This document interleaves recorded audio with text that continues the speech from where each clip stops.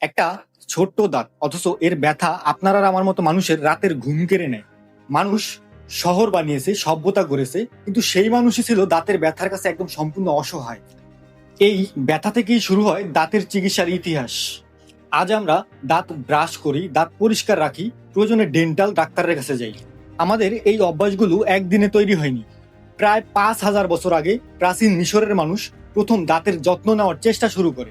তখন তারা কাঠের ছোট স্টিক দিয়ে দাঁত ঘষত। উদ্দেশ্য ছিল একটাই, দাঁতের ব্যথা কমানো আর মুখ ভালো রাখা।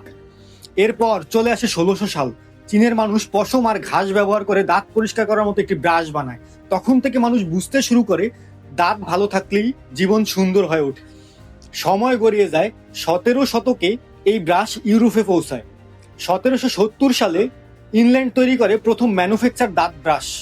এরপর 1940 থেকে 50 সালের মধ্যে আসে প্রথম আধুনিক ব্রাশ, যা আজ আমরা ব্যবহার করি। কিন্তু দাঁত পরিষ্কার করাই সব সমস্যার সমাধান ছিল না। দাঁতের ব্যথা, পচা আর নানান সমস্যার জন্য প্রয়োজন ছিল চিকিৎসা। প্রাচীন সময়ে মানুষ ঘরোয়া উপায়ে দাঁতের চিকিৎসা করত। মধ্যযুগে সাধারণ ডাক্তার বা বরাবর সার্জন দাঁতের কাজ করতেন। সেই সময়ে আলাদা করে ডেন্টালের কোনো ডাক্তার ছিল না। 1728 সালে পিয়েরে ফসার্ড নামে একজন ফরাসি সার্জন দাঁতের চিকিৎসা নিয়ে প্রথম বই লেখে।